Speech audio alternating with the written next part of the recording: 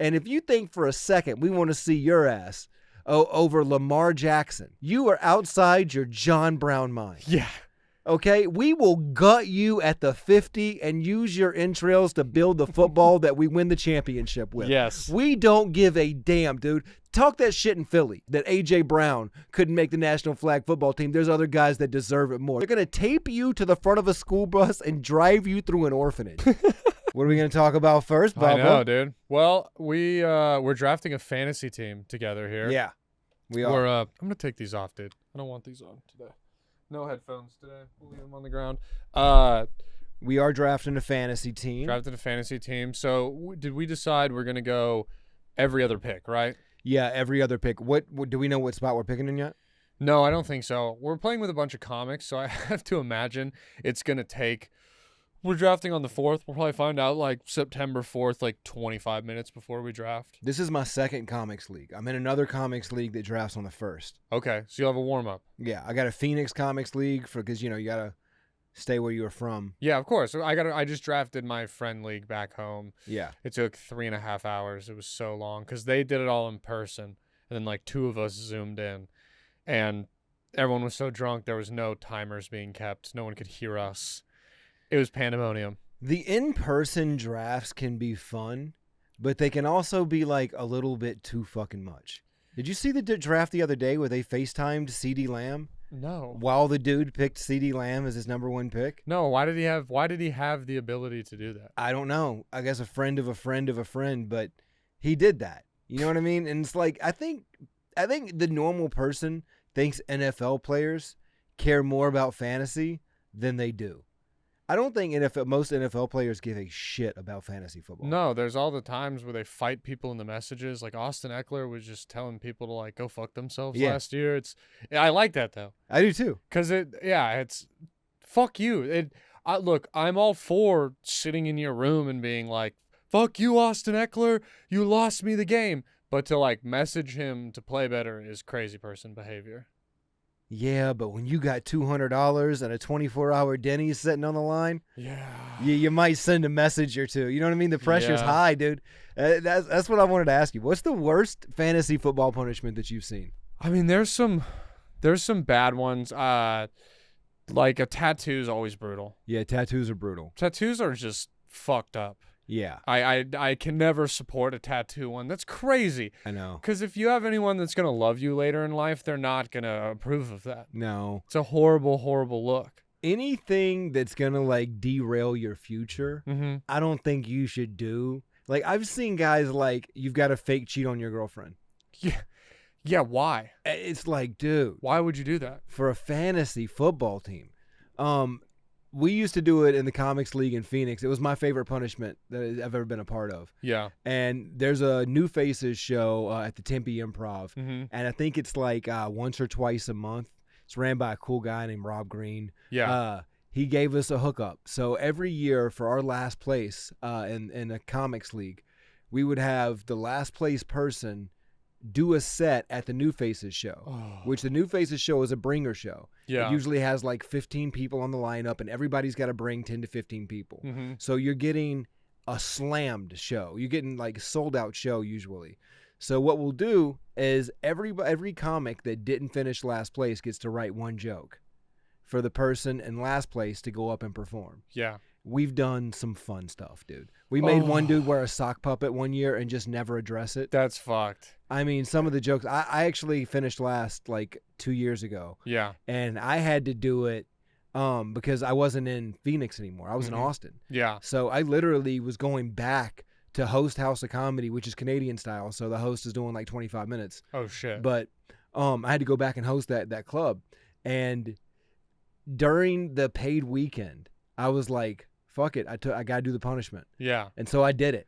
What'd you do? I read all the jokes from a thing during a paid weekend. How like early into your set did you do that? I waited till the end, and I made sure I told the audience. So listen, I finished last in my fantasy football league. Yeah. And then a bunch of people were empathetic because fantasy football's been around a long time now. It's a little bit of a cheat code, I think. We had last year, our punishment was you had to be a street performer until you earned $30. And this guy, I mean, he was dreading it, and he finally committed. He's like, I'm going to, like, sing and get like have a guitar and just kind of bullshit strum it. And some dude just came by and asked what happened. He's like, "Oh, it's a fantasy football punishment." The guy was like, "You suck. Here's $30 to stop." And then it only lasted like 45 minutes. Oh, it sucks. Yeah. I'm like, dude, I wanted him to be like a Tin Man, like the silver guy sitting frozen. I wanted some shit like that. Or like buckets. He's got to earn $30 with drumsticks and buckets. Oh, damn, that would have been a good one. That's the best one. Yeah, in my friend league, we all 12 teams pick a punishment. And everyone gets 2 veto votes, and we all vote, and then the 2 most vetoed are removed. So the 2 that were removed was a tattoo, which it was like no-brainer, and then another one was you have to go into a dog kennel for 20 minutes, and everyone gets to just throw whatever they want at you, liquids, like 20 minutes? Yeah, dude. That's an eternity in a dog kennel. No, exactly. If it's 5 minutes, that's fucked up, man. Yeah, like 3 minutes in a dog kennel would be plenty punishment. Yeah. You don't need, dude, 20 minutes in a dog kennel, the person that suggested that has a sex dungeon.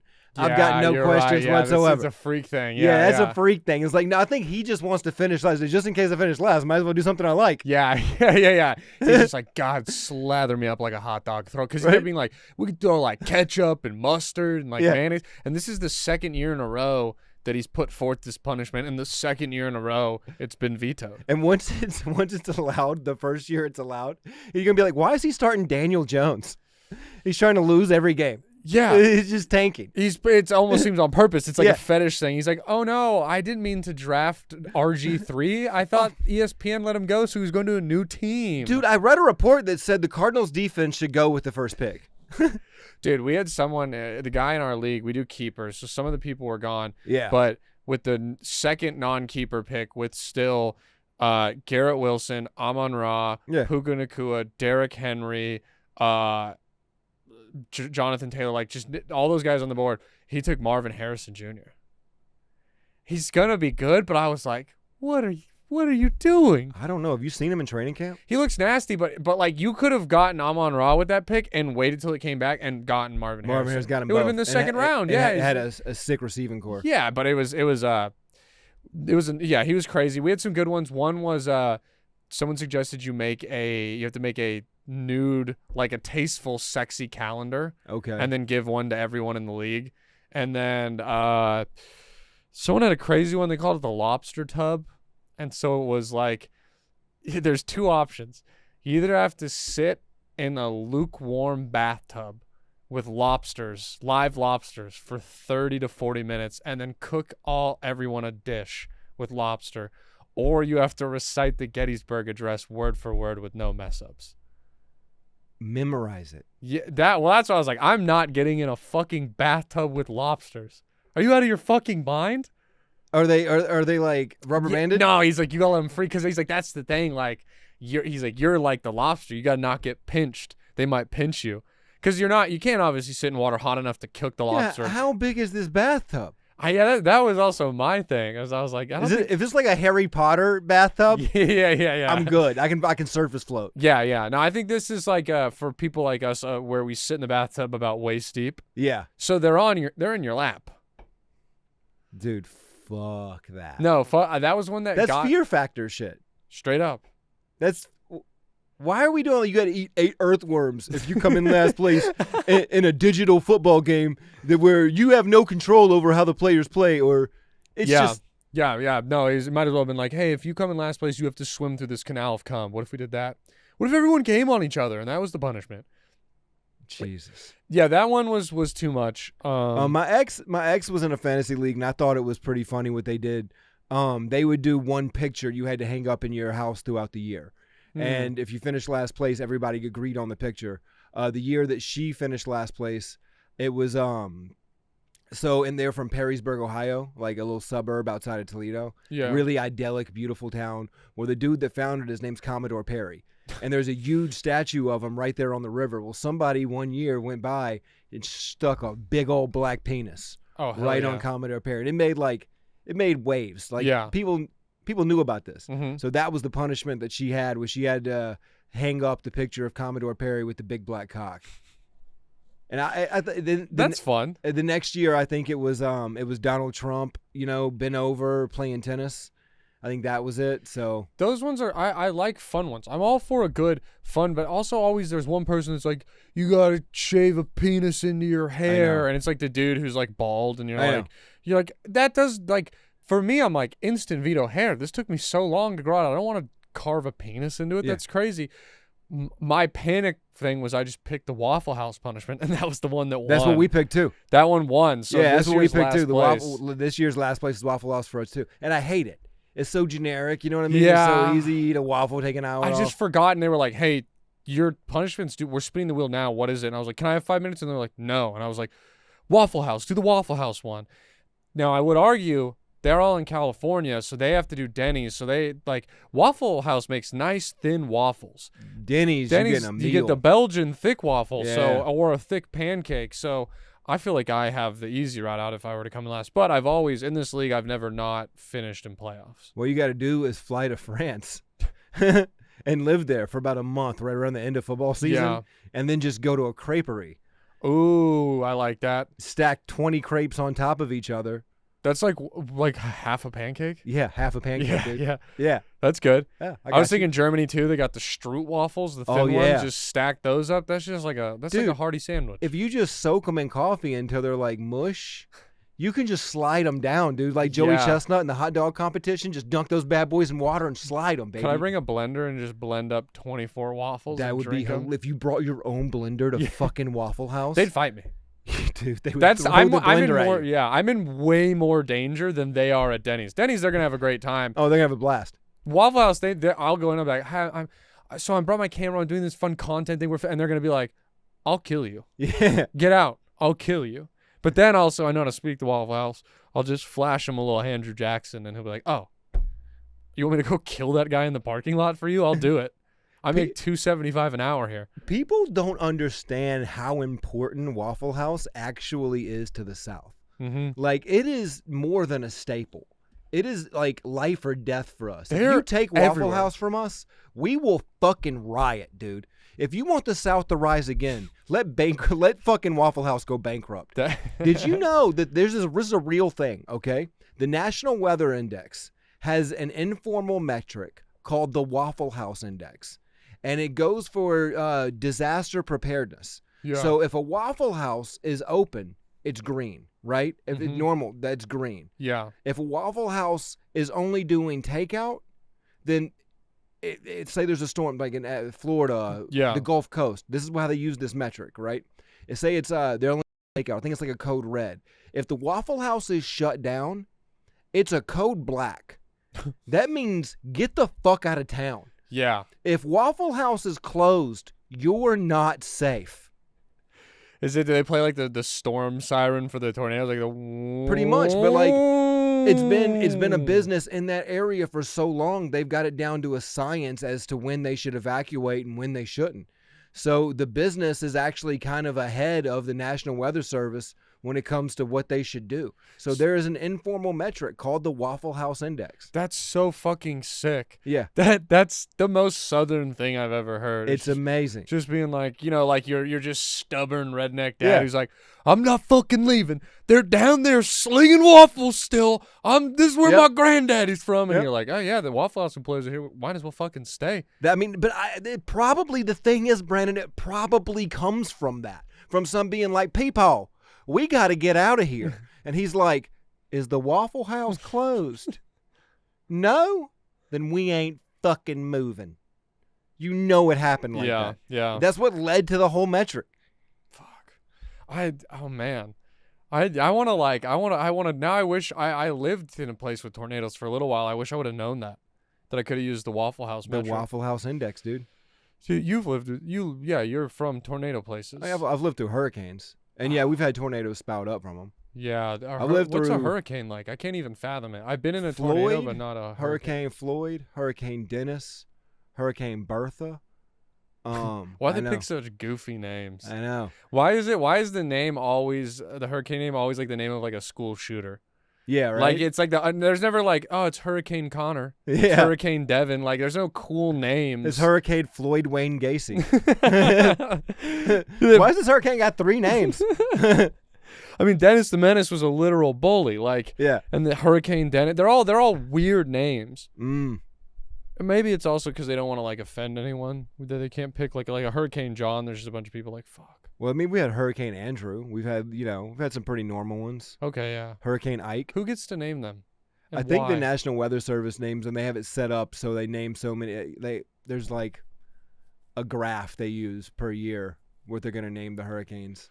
I think I'm gonna quit comedy, quit podcasting, and I'm gonna pursue being the guy that names Hurricanes. storms and hurricanes. And I'm gonna be a dictator. Fuck whatever chart thing you're talking about. I'm gonna wake up. Oh, there's a storm today. Whatever name comes to my name first. Oh, oops, it's Hurricane Adolf. I was watching too many World War II documentaries. That's its name now. I'm the weather president guy. This is my shit. Tropical Storm Chaz Bono. Oh, okay. Hell yeah, these are good names. Yeah. Yeah, what if we gave them like celebrity names and cool names, Right? like characters we love? But what if you could sponsor your own hurricane? What if you could like spend money and like, you know what I mean? A stadium name? Yeah, the Diddy cane is coming in. Oh no. No woman is safe. Women hatch down. Go to the Waffle House. They'll save you. God damn it. They're just like, the hurricane was crazy. It only picked up young boys. It was the weirdest thing. What's up with this hurricane? Somebody named it Epstein, didn't kill itself. This hurricane is so confusing. That'd be cool. They're like, this one is Hurricane Timu. Surprisingly, halfway through, it just fell apart and everyone was fine. It arrived 6 weeks later, seized by Congress. Oh man, sponsored hurricanes is a pretty funny fucking premise. Yeah, what would be the cost for a hurricane? Because there's like level 1 through 5 hurricanes. Right? Who owns the cane? It'd be like bowl games is what it would be like. You know what I mean? Like a level 5 hurricane is like the All-State Sugar Hurricane is ripping through the Gulf of Mexico. But then, you know, like a level 1 in like the tip of Oklahoma, they're like, and here comes the Dollar Loan Hurricane ripping through. It knocked over 1 fence and 2 cows. Everyone will recover. But no, you know it wouldn't stop at 1 because we're America. It would end up being like fucking NASCAR, where we got the Pennzoil, McDonald's, Hardee's, Carl's Jr., Burger King Hurricane coming in, just taking around turn 2, coming around turn 3. It just took out Alabama. That would be fun. And there's like one dude's job who he's like, he used to go find the hurricane and like drop the banner in. So there's just a banner spinning around. Like, oh shit. Oh no, it's the Whataburger Hurricane. It's coming. And somebody on social media would pop in. How did we get a Whataburger Hurricane before GTA 6? Yeah. The memes would be awesome. Oh man. Oh yeah. You could have them for all the things. The Dairy Cane? The Dairy Cane, yeah. I like my favorite bowl, you know, the Duke Mayo Bowl. Oh, the Duke's mayonnaise is one of the greatest things that's ever been put on planet Earth, dude. Mayonnaise is great. There's Southerners that would literally kill somebody if they talked bad about Duke's mayonnaise. So I think if we took away mayonnaise, that could make the South rise again too. No, it's Waffle Houses. But what if, you know, the South's already fed up? Would they take away mayonnaise? What do you think that doesn't start a little riot? The South now is a lot more black than it used to be. So you're going to have to hit one that hits both. And Waffle House is where racism stops. You're right, yeah. When my mayo is a white thing, unfortunately. Yes. That's one of our imprints on this earth as Caucasian men is mayonnaise. We gave the world mayonnaise and when do you think mayonnaise was invented? Serial killing. Yeah, we are. Oh, we're good at that. We're world champs. We're world champs. When do you think mayonnaise was invented? Oh. I'm going to say 1800s. No, wait. Probably. I think is it French? It might be 1700s. You are right. It is 1800s? French. It's 1700s. 1756. Mayonnaise was invented. And he knew it was French, too. Impressive. Yeah. Because it's originally mahon or mahonnaise, like that. Yeah, okay. I mean, what before that? And then did the Earl of Duke of Sandwich really invent a sandwich, or is that from like a TV show? I would bet he did. Because everything comes from something. That's something that I learned in acting class, like when I first started in college, was that you have to learn the root of everything. Everything comes from something. Mm-hmm. So you just like, for example, the Goodyear logo. It's fucking Hermes' boot. You know what I mean? Yeah, Midas. It's the Midas It's touch. the Midas touch. Yeah. Everything comes from something. Had to slam that monster like a real white boy. All of a sudden, a baby mama appears. I'm like, oh no, my alimony's due. Fuck. Yep, pushing a stroller with no baby in it. Where's the baby? In the car. I have Beats headphones around my neck, no music. Yep. Not plugged into anything, cord hanging through my shirt. Yep, you're late for your Circle K job. Something on me is Superman themed. I don't know if it's a hat, underwear, It's or a tank lanyard. top. Oh, you're right, it is a lanyard. It's a fucking lanyard. That's straight from Spencer's gift in Yep. our mall / Yep. number one date spot. The only from our present you got from your mom on your 18th birthday. Yep, was underwear and a job application, and she said, "Get the fuck out of here." Gave me a lanyard on my way out the door. She said, "You're my Superman." John Montague, the 4th Earl of Sandwich, invented the meal changing dining forever in 1762. So that means sandwiches always had to have mayo on them. Because I was curious if there was just sandwiches without Mayonnaise mayo. predates sandwiches. It crawled so sandwiches. Because they were probably like, what if we put meat between bread? And they were like, it is too fucking dry. It's too dry. Yeah. And then then the French were like, ha ha ha. Oh, put this cream on your sandwich. And they're like, you French, are you sure it's not coming? He's like, no, it is a delicious salty crema. And if you like that, ha ha ha, cheese. And then sandwiches just went off the chart after that. Yeah, dude. Once you throw cheese and mayo on some bread and some meat, Bubba, that's how fucking Jared Fogle was able to diddle a lot of kids. A lot of power came from that Duke. I feel like a lot of the major sports teams, there's a lot of, how many cities are known for sandwiches? Let's see. Philly, Chicago, Boston, the Grinder. Isn't New York claim chopped cheese? I think so, yeah. So that's 4. Yeah. Would a Florida team be able to claim a Publix chicken tender sandwich? No, but what about a Cuban sandwich? Cubano? Miami, Cubano. Miami can have that. Yeah. Can Texas claim brisket sandwich? Is that fair? Yeah, but we're going to give it to Houston. Houston? Okay. Dallas, they don't get it. I feel like Dallas should have a share. Okay, maybe like rib sandwich. What if we give Dallas, they can be the it's Kansas pickles City. on the brisket sandwich. That's all they get. Okay. So as an Eagles fan, that's all I can give them. This is a biased jury. That's all I'm fucking giving them, all right? And Jerry Jones wouldn't pay for that. No, you fucking... He wouldn't pay for the free pickles at a barbecue place. No, dude. You know what? Hey, they can have the fucking McGriddle. That can be their sandwich. Because do you remember the Hard Knocks clip? Yeah. Where he fucking douses salt on a McGriddle? Yeah. That's all I think of whenever I think of Jerry Jones. Yeah, I think of the picture of him walking into a hotel with 2 hookers. That's a cool one, too. That's my favorite Jerry Jones picture. When he's trashed and there's 2 blondes with him. I mean, how do you not expect him to have fun? He's a billionaire. He owns the Dallas fucking Cowboys. He can do whatever he wants. I think it's the first team to be estimated for more than $5 billion. Yeah, because for a while they were 4, but let me look it up because I think recently it was like 5.2 or something. I forget what they're worth. I'd like to know. Let's see. They are. This one says Dallas Cowboys are estimated at $10 billion. Jesus. First net worth to be over $10 billion. Okay, I was reading something about that. $10.32 billion. It has an estimated for a franchise annual... that hasn't won a championship since the Clinton administration. They haven't won one since... Oh, no, they won a few at Jerry Wright when he bought it. That sucks. I wanted him to have... Because they won in 92, 93, and 95. Yeah. And then he bought him in 98. Do you know how much he bought him for? $800 million. $140 million. $140 million. And they're worth $10.32 billion. Probably sell them. I mean, the football team commander Redskins sold for like $5 billion or $4 billion recently. Yeah. I mean, they'd sell for $7 to $8 billion. I don't know what the Panthers went for. I know it wasn't that much. I think it was a Cubano and 2 tickets to the Nutcracker Ball. That's what it sold for. Because who just bought him recently? David Tepper, who is, I think, the second richest owner in professional sports now. He bought him for 2.2. 2.2 million? Billy. 2.2 bill? Yeah, teams are worth $1 billion now. Like I don't think you can buy really any franchise except maybe like the Oakland Athletics. Yeah, right. Or the Florida Marlins, maybe. I mean, you could buy some arena teams. Oh, yeah. Dude, did you ever hear about that? Because I'm into those weird leagues.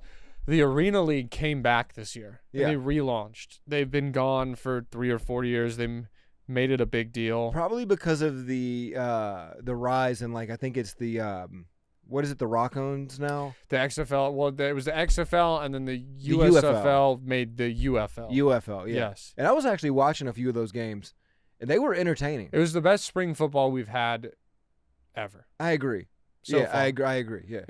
And, the thing though is like the AFL was coming back. There's already the IFL, which is the same thing. It's just called the Indoor Football League. They never went away, and they committed to like, hey, we're small teams. We're not paying anyone shit. Like, it's low wages. Yeah. They've been fine. The AFL came back and they signed a deal with like the NFL Network to have games broadcasted. Big stadium deals. They had 16 teams in their league, which is a crazy amount. That's a lot. By the third week, 8 teams folded, and the Philadelphia Souls players were evicted from their hotel because the team stopped paying. Motel, by the way, too. Didn't Bon Jovi own the Soul? Back in the day, Okay. in the pre-AFL. Yeah. This new one, like, the league fell apart. The players were not getting paid, sleeping in cars. Like, a dude had like unpaid medical bills that the league refused to pay. Half the league folded. Like, half of the remaining teams had to be owned by the league because the owners backed out. Like, there were stadiums where because they have the nets, with the crossbar in the middle.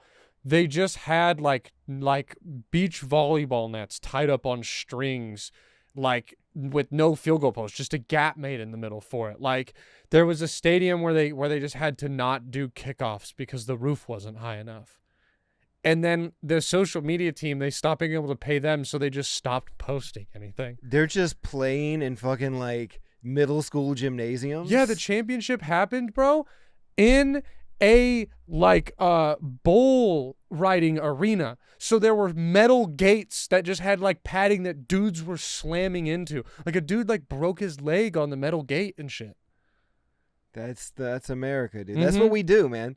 We will take the sponge and we will wring as much as, say, this is football. Yeah. We're going to wring as much as we can into that bucket out of it, dude. Yes. Where there's an NFL, there's somebody in a backyard being like, I could probably run something similar. Yeah. Just like, for example, like NASCAR, right? That's the pinnacle of American racing. Mm-hmm. For every NASCAR, there's like 500 tracks all over America of just me and you, of guys that work at fucking Advanced Auto Parts, going out and slinging mud and racing every Saturday and for Sunday like night. $500, like not even that, like a Texas Roadhouse gift card. A Texas Roadhouse gift card and, an Applebee's shirt that somebody got from a state fair in '98. Yeah. And, a trophy. And the trophy's not made of old rubber. It's nothing great. No. But they do it because they do it because they love it.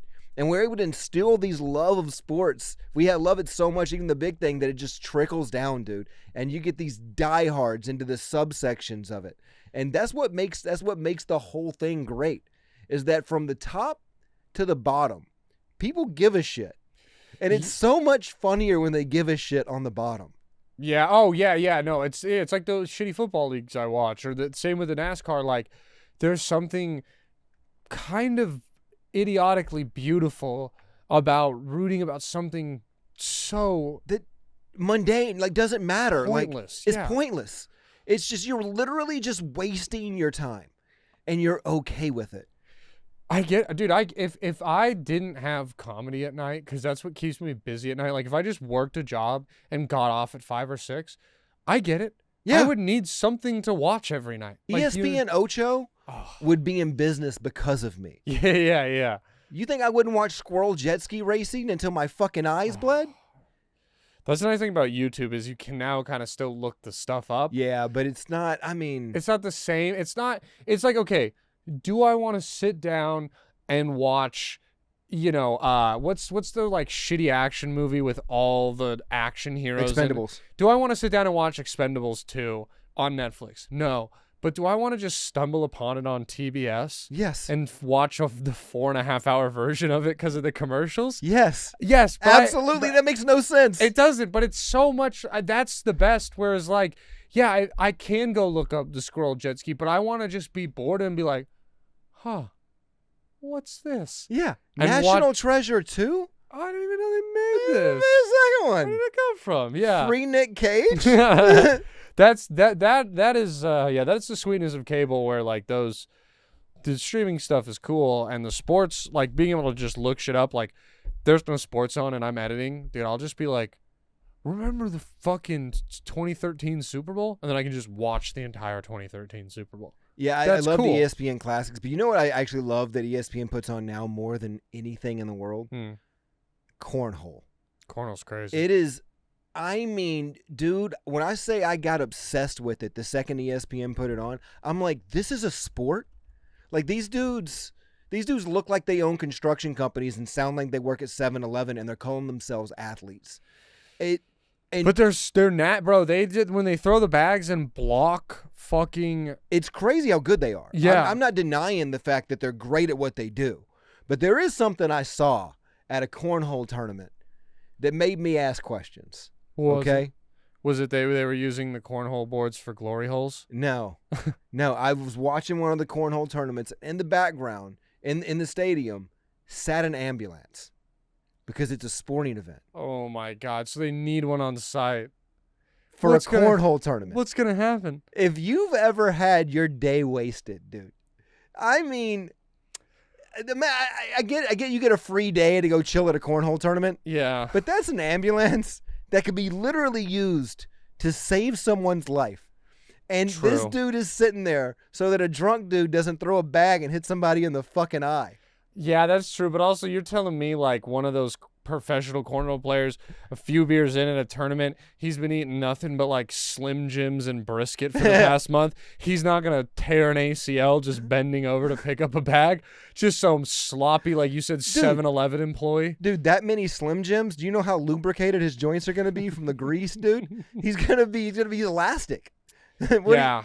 You're right. He might just have like the most, and all the protein. Yeah. He's as fuck. He like he's almost like Elastic Man. It's like Ocho Cinco, dude, eating McDonald's every morning before training camp. Yeah, that shit's so impressive. Did you know that he competed in a cornhole pro tournament? Yeah, that's Chad what made me Ocho think Cinco, of it. Yeah. Logan Chamberlain. The other guys are not very notable. Did you know, Jay Cutler, when it was in a pro cornhole championship? Doug Flutie. Of course, that little fella was. Yeah, Flutie is in it, dude. The Boston College Miracle. You remember that? You remember that play? It's the play that made Flutie probably the most famous. It's like a Hail Mary in Boston College to win a bowl. Yes. One of the craziest passes in history. I thought at first you were talking about, what's the one? Is it the Stanford game where the band comes on the field? Yeah, the Stanford band's that's one of the craziest moments in sports history for sure. But the Flutie thing, when he's at Boston College, man, it's just this little guy, dude, just letting it rip. And I mean, how tall was he? I think he was 5'7", 5'8", which is small for football. Yeah, I mean, that's not. You can be an MLB player at 5'7", 5'8", no problem. Well, that's funny, dude. It says he's 5'10". There's no way he's 5'10". I mean, he's probably lying, but like, that if he really is 5'10", even if he's 5'9", that's just like funny that like the lore is like the tiny little quarterback. Yeah, right. He did it all. It's like, I mean, he's above the average height. Well, Drew Brees was after him too, and Drew Brees kind of broke the standard of short quarterbacks because I think Brees is 6 foot. 6'1" maybe. Yeah. But most quarterbacks are like 6'4" to 6'7", somewhere in that range. They're big dudes. Yeah, you got to look over that line. And then that's because your line is from anywhere from between 3 to 6'6", 6'7". It gives you that Napoleon complex where they think he's small, but he just had giant guards around him. Yeah. So it's like, I mean, as one of the reasons I never understood the appeal of a short, just dynamic guard that's maybe like 5'10", 5'9", 315 pounds, but can move.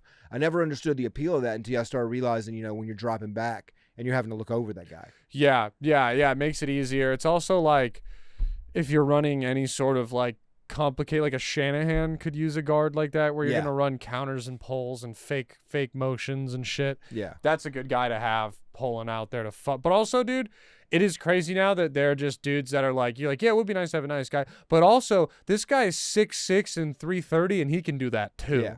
And you're like, oh, Yeah. that's scary. But also, what's scary is the kids in high school that are that size. Yeah. We're in Texas, dude.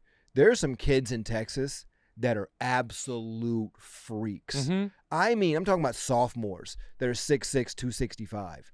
It's insane. Have you been following the Little League World Series at all?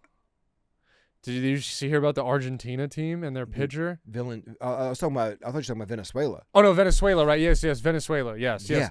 The guy who they said, because they have the MLB equivalent. Yeah. So Venezuela has a pitcher who is throwing, I think they said 104, 105 miles per hour equivalent, like 79 miles per hour from 60 feet away. Yeah. They mercy ruled like every team they played in the group stage. They've beat everybody. I mean, everybody. That poor Mexican team. That Mexican team that has done so much, like coming from such a small town, it was such a cool story. Mm-hmm. And then you look at who they play, and then you start looking at what the Venezuela's done. And I was looking into it, and I'm like, oh my Lord. Yeah, you don't stand a chance. They are whacking kids. Yeah. I mean, that team, like, I'd put them up against the Padres right now. Yeah, they should relegate a team and let them go play in the MLB. Yeah. Send down just a shitty the Marlins, the A's. Yeah. It really should be the White Sox if They we're can picking handle the worst team. Yeah. They can handle a AAA for sure. Oh yeah. They could be the Durham Bulls. You telling me they couldn't take out the Round Rock Express? Yeah. Oh, Salt Lake City Bees? dude, those Venezuelan kids are gonna destroy. I think they could beat the Savannah Bananas. Oh yeah. Oh yeah. But that would be a fun job, the Savannah Bananas. Oh, that'd be such a fun a fun job. Because it's like, the minor leagues, I feel like, is a lot like comedy, where it's like, yeah, you can find like small success and climb fast, but then you can just get stuck in that whitewash. Like my high school coach was just one of those guys that he was like 31. He'd spent like 10 years in like AAA, AA, single A ball, independent ball, a tiny stint in the pros, but just never got it to stuck. And you could just see how bitter it made him and how like miserable he was. And it's just like, oh yeah, that fucking sucks. If you can go like get a small social media following, make some TikToks, fucking play the game you love. Also, there's guys that from like the last year's team are in the pros now. Yeah. They're scouting them still. They're still like, hey, dude, that like, it's almost better. You almost have a better chance getting noticed with the Savannah Bananas than you do like the Musgrave County Bulldogs in like Upper Iowa. Yeah. No one's gonna, there's no scouts coming down there. I mean, there's something about people that can entertain a crowd too. Like, look at what the fuck we do. We get paid just to be clowns. And I think it's cool that we have a thing. Like I said about sports, man, we're going to wring whatever we can out of it. The Santa Bananas is just a drop of water out of the baseball sponge. Mm-hmm. That's all it is. We're just wringing it, trying to get as much as we can. But occasionally you get one of those drops that are like rainbow colored, from the soap usage. Yeah. That's the Savannah Bananas. Mm-hmm. It's this very unique drop from baseball, and you're happy about it. Yeah. Right? It's like, remember Slam Ball back in the day when they had the fucking trampolines? So sick. I mean, there's been so many offshoots of these sports that we love that have actually, it's actually become fun. And I mean, Trey Parker and Matt Stone made an entire, basketball made an entire fucking movie about this. I love this that premise. movie. I love that movie too, dude. I loved it. Lazy Boy, Barca Lounge. They brought Slam Ball back, right? Yeah. I guess I think it missed its time. It did. You know what I mean? It's there are some fun ones. I mean, the Big Three was a cool concept. They just can't get anyone that like actually matters to play. 3-versus-3 basketball is an Olympic sport now, and that's one of the things that kind of will help propel it, is that there's nationals and there's these competitions. And yeah, speaking of which, we want to talk about this. Flag football is an NFL sport. And got it right here, dude. Yep. Fill the people in case they don't know what this motherfucker's been saying. Okay, so just for people to know, in the next Olympics, 2028, there's going to be flag football. And all football fans are kind of excited about this. We're all looking forward to it, mainly because, there's never really a platform for NFL athletes to compete in the Olympics on any on any level, really, other than maybe like you could say Tyreek Hill could run track. Yeah. But I did see some crazy where they took Tyreek Hill's time he ran on the 100 as like a 16, 17-year-old when he was in high school, and he only lost to that Noah Lyles guy by like a second. Yeah. It was crazy. He beat like 5 of the other Olympians in the race. It was crazy. And I mean, this dude does that with pads on. You know what he does? Start, stop. It's the agility. It's a whole different thing. It's a completely different thing. But we've been waiting, you know what I mean, for a chance for NFL athletes to be seen on the main stage, because it's like for soccer, you know, for Europe, that is there's the pinnacle of their athletics, right? The very top is football players. It's Henry, it's Messi, it's Ronaldo, it's Rooney, it's these guys that are just gods in Europe and in UK. And I mean, we have that here. NFL players are kind of our gods. Yeah. You know, our athletic gods. I would say they're probably, you know, I think the NFL safety is probably the best athlete on the planet, if we're being honest. Or one of. Yeah, you know? A lot of times. Skeleton, you know, guys to do that, that's a different sport. That's crazy. But, you know, as far as like being an athlete, I think the NFL has probably got some of the best athletes on the planet. And we're never able to showcase that. We're never able to put that on the main stage the same way Europe can with soccer, you know, with the World Cup, with the Olympics, with all these different things for football for them. But for us, we never get that. So we're excited about the possibility of, you know, NFL players being able to compete in the Olympics just because these are our guys. You know, if we had to pick guys to go fight our war for us right now with clubs and hatchets, we're picking the NFL. Yeah. Maybe hockey, but NFL's coming first. Yeah, well, I agree with you. It's exciting. My one question though is like, do you think, how is it supposed to work with contracts? Like, if that's the thing, and that's what I don't know. That's you know, I'm sure they could take from the European model, however they do it. But Darrell Doucette is the quarterback for the national flag football team now, and he come out recently and said it was disrespectful to assume that NFL players would just be able to earn a right on the team, you know, because they're NFL players. There's other guys that are playing the sport, that are working their butts off, that are competing in championships and doing all these things. And yet that's great. That's great. But you've got to understand something, you know, and I understand where he's coming from. Because here's the thing. You've got to protect your turf. Yeah. You've got to be like, no, this is my thing. Fuck you. You've been out there playing this. But you've also got to understand you're doing the diet version of what they do. You're not doing the thing. I just don't also imagine how he thought anyone would be on his side. Yeah, but you're like, it's the perfect time for me to bring back the sponge metaphor. Because you're a drop of water. The NFL's the fucking sponge, dude. Yep. And if you think for a second we want to see your ass over Lamar Jackson, you are outside your John Brown mind. Yeah. Okay, we will gut you at the 50 and use your entrails to build the football that we win the championship with. Yes. We don't give a damn, dude. Talk that shit in Philly, okay? Yeah. I want you to go through Philly, Doucette, and tell them that Devontae Smith can't make that A.J. Brown couldn't make the national flag football team. There's other guys that deserve it more. They're going to tape you to the front of a school bus and drive you through an orphanage. They don't care. Yeah. No, it's no one. I didn't even know we had a U.S. I didn't either, team. And this is what was chirped up. Actually, guys, we've been here the whole time. Yeah, guys, we've been playing flag football, and it's like, yeah, but you're a drop of water from the sponge. Yeah. If the sponge comes in and they're like, we want this, they're gonna absorb up everything you've been fucking doing. It's not gonna matter. I'd rather take our Americans from CFL and send them before this guy. And they're trying to say, like, for his part, Doucette certainly has his credentials to battle it out for a spot on Team USA, because he said, you know, he deserves a chance to, you know, try out.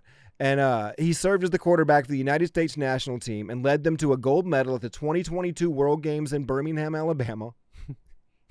The 2022 World Games in Birmingham, Alabama. You're going to make me laugh. In 2023, the United States went 7-0 and won the America's Continental Championship in Charlotte, North Carolina. Wait. Back in 2018, Doucette quarterbacked a team that defeated an opposition that featured some NFL players, including running back Justin Forsett and quarterback Seneca Wallace.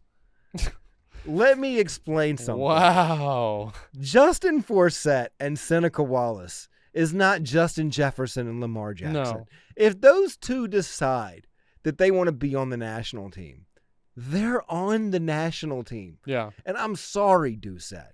I'm sorry, buddy. I know it sucks, okay? I've been bumped off mics by Louis C.K. I've been bumped off shows by people that... I've been bumped off shows by TikTokers. I know how it feels, my guy. But at the end of the day, they got the following. I'm not going to lie. 440,000 is a lot more than 15.9, baby. Facts. And until I get to 440, I got to step to the side. I just get it. I'm sorry, Doucette. I'm so sorry. I know you've done some good things, buddy. You've had so many Capri Suns and orange slices. He'd be a great water boy. It'd be the best water boy. We need someone who can get out on the field fast and quick. He's fast and quick, and he's little, so he'll stay out of the way. So that's nimble. my favorite thing. I was over here Googling his height. He's 5'7", 140 pounds. His height, the highest height I can find for him is 5'8". Buddy. And no athlete tells their true height. I was 6'4". What's the shortest kicker in the NFL right now? Just by comparison. It's got to be no one smaller than him. Shortest kicker in NFL, Randy Bullock at 5'9". You're smaller than the smallest kicker. I don't know if you know, Randy's a little thick boy too. So Randy also has 65 pounds on him. Yeah. Because he's 205 pounds. Dude, Doucette, buddy, I get it. You've got to chirp up. You've got to be like, no, this is our thing. Yeah. But at the end of the day, dude, if they want it, it's theirs. Yeah. Yeah. Just let them take it at that point. You don't take your white girlfriend to an NBA locker room for a reason. Yeah, you know what? It's because if they want it, they can take it. Yeah. Yeah. It's not a shadow coming up behind you. That's the shadow of his penis. That's the shadow of his penis. And it's tapping her on the shoulder and getting her number. Hello, Miss Lady. Tips its cap to her. It's a gentleman. He has a gentlemanly wiener. Yeah, I don't know what this guy's... The best outcome for him at this point now is that, maybe all the guys will sign his little flag football jersey for him, All the quarterbacks that take his spot can give him a signature. That's the hope, right? Yeah. I want to know more about this guy. I know, I do too. But I mean... There's not a ton about, did he play college football? Where is he from? His college? Did play flag football? Dude. All right, you know what, John? I know you don't really respect my Division I football credit, but I'm more accomplished than this man. He's never played college football. He played on the flag football team at Xavier. Not even an SEC flag football program. He's playing at Xavier. Buddy. Get this guy the fuck off my newsfeed. I don't want to hear another word from this Enterprise Rent-A-Car employee. All right, here's the thing. Okay, I've got one more devil's advocates thing. Yeah. One more is devil. I understand flag football. Yes. My son plays it. Yeah. I get it. Yeah. Okay? I don't want my son texting like Cam Newton either. No. I don't want my son to think that ones are L's. Okay, all right. You know what? I'm back on flag football side now.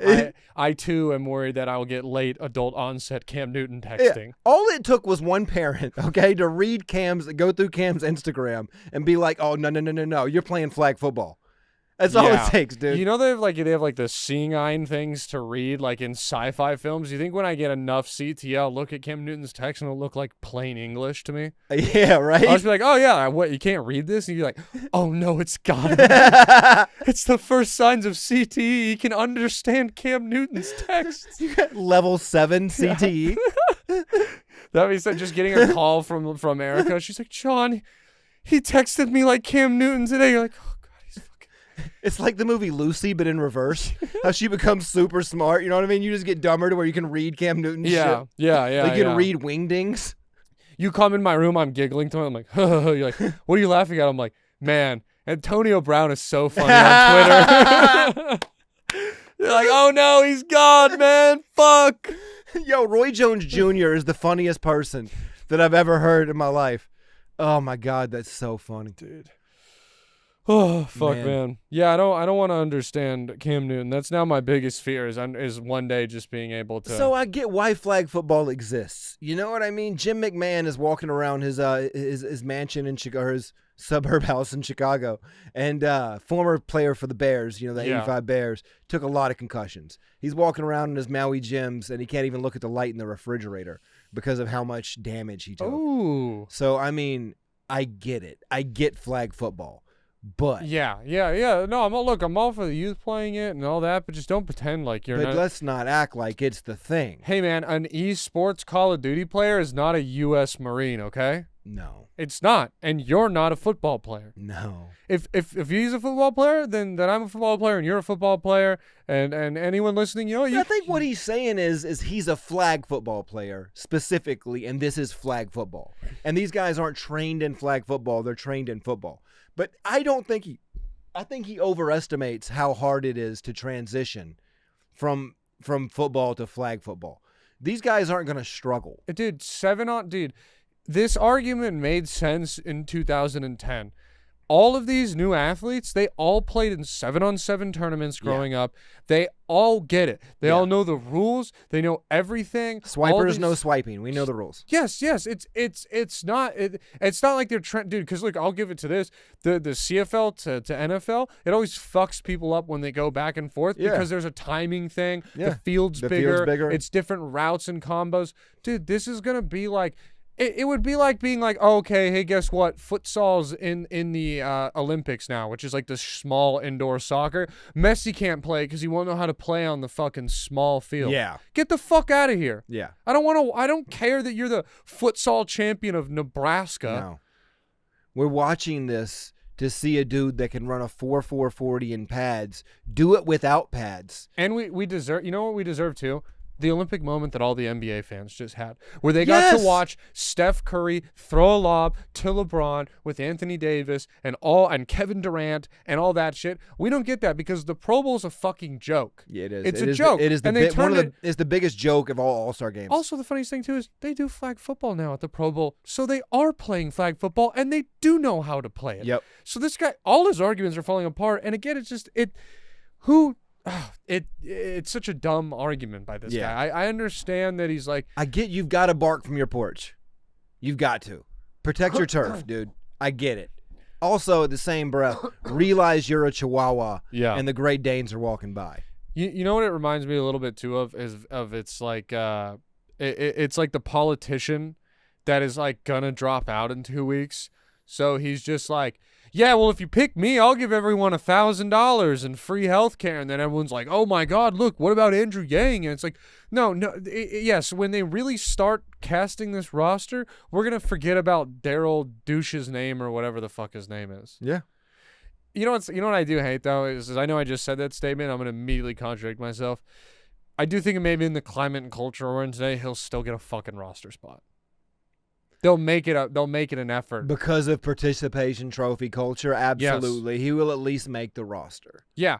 Yeah, whether like or if he doesn't like a receiver, they'll do someone from like that team and it'll be the big story and they'll be interviewing his parents in the stands and they'll sell his stupid fucking flag football jersey and some kid with goggles who's gonna get his shit destroyed the first day at JUCO when he finally plays tackle football is gonna be like, I have a jersey of Darrell Doucette. I know, dude. Rice cakes don't hold up to fucking chicken, dude. No. I don't know what to tell you, buddy. No. That was a very southern metaphor. I got it, but that took me a second. Yeah. Yeah, rice cake, unless it's boiled chicken. Boiled chicken and rice cakes are about equal. No, there's more protein in boiled chicken than rice cakes. Yeah, but if you give me like a cinnamon flavored rice cake, I'd rather have that than boiled chicken. I'm talking about what it does for the human body. Oh, I guess I'm thinking about which one's more of a tasty little snack. That's where my mind's going. Dude, you saw me walk in here with a Blue Monster and a bag of peach rings. I'm not living a good life. I'm just saying, do you think J.J. Watt ever had a rice cake his entire life? No, but DK Metcalf, you heard his diet, right? Yeah, he eats like Skittles and fucking he has like 2 iced coffees Taffy. and Laffy Taffy and a Skittle and then goes for 1,000 yards on your ass. Yeah, but there's also a reason he can't stay healthy. Yeah. You know? Yeah. It's probably these cramps and pulls he's getting or just his intestines getting clogged. I don't know. Maybe eat a fucking piece of broccoli, dude, and you could play a full season. Don't tell me about your diet if you can't make it through fucking 16 games. No. No, yeah, it is crazy to like take diet advice from someone who can't stay healthy. Absolutely. And just be like, no, yeah, this guy knows what he's. It's like there's so many body positive personal trainers on Instagram now where there's these fat people being like, oh, well, I actually don't work out to lose weight. Then why the fuck do you work out? To feel good, I guess. I mean, I'm not shaming you. Do your thing. Go work out. But like, mobility? Yeah. Yeah. Maybe, I'm being genuine. Maybe here. like don't be have an asshole. pain when you put your socks on. It's never good when it hurts to put your socks on. That's a bad look. I'd hate to do Here's that. the thing: if you could like raise your leg up straight and put your sock on, and then raise it all the way around, it doesn't matter if you got a gut or not.